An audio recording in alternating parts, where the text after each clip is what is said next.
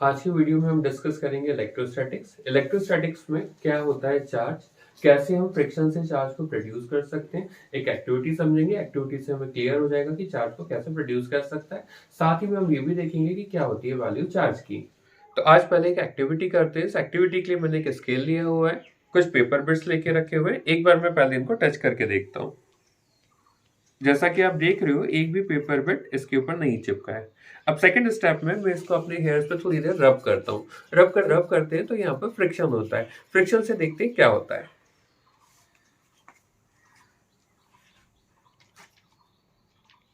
तो देखा आपने, जैसे ही मैंने फ्रिक्शन किया तो ये यहाँ पर पूरे जो भी पेपर बिट थे वो इस स्केल के ऊपर आके चिपक गए। दैट मीन्स कि फ्रिक्शन के कारण इस स्केल और इन पेपर बिट्स के बीच में कोई ना कोई इंटरेक्शन लगना शुरू हो गया। तो बच्चों, इस एक्टिविटी से हम लोगों ने देखा कि किस तरह से एक स्केल और एक पेपर बिट, इनके बीच में कोई ना कोई चार्ज प्रोड्यूस होता है। तो जब मैंने स्केल को फ्रिक्शन कराया तो फ्रिक्शन के कारण सारे पेपर बिट्स इसके ऊपर चिपक गए। तो एक्चुअली हम यूं कहेंगे कि ये दोनों के दोनों इलेक्ट्रीफाइड हो गए, या फिर मैं यूं भी कह सकता हूं कि इन दोनों के ऊपर कोई ना कोई चार्ज आ गया। तो इसका मतलब क्लियर है कि जब भी मैं कोई दो ऑब्जेक्ट के बीच में फ्रिक्शन कराऊंगा तो वहां पर चार्जेस प्रोड्यूस हो जाएंगे। तो यूं बता सकते हैं electric charges are produced due to friction between two insulating bodies which are rubbed against each other.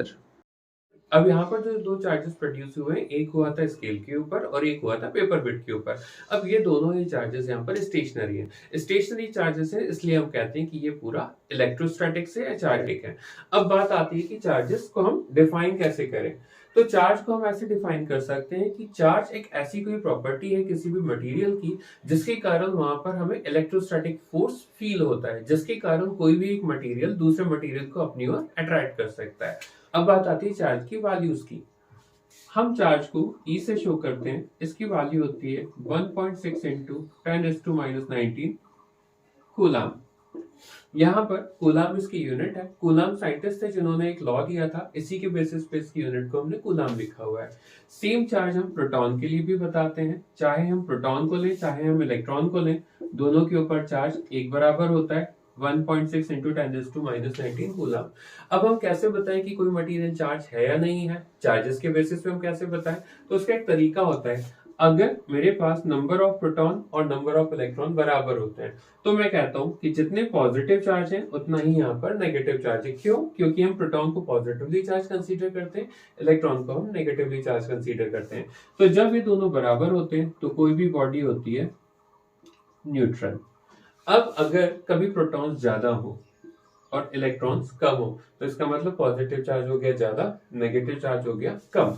तो जब पॉजिटिव ज्यादा होगा तो मैं इसे कहूंगा कि बॉडी पॉजिटिवली चार्ज हो गई है। इसी तरह से अगर कभी ऐसा कोई केस आ जाए जहां पर नंबर ऑफ इलेक्ट्रॉन ज्यादा हो, नंबर ऑफ प्रोटॉन्स कम हो, तो मैं कहूंगा कि बॉडी के ऊपर नेगेटिव चार्ज आ गया है। इस तरह से हम तीन चार्जेस बता सकते हैं, या तो वो बॉडी न्यूट्रल हो सकती है, या बॉडी पॉजिटिवली चार्ज हो सकती है, या तो फिर बॉडी नेगेटिवली चार्ज हो सकती है।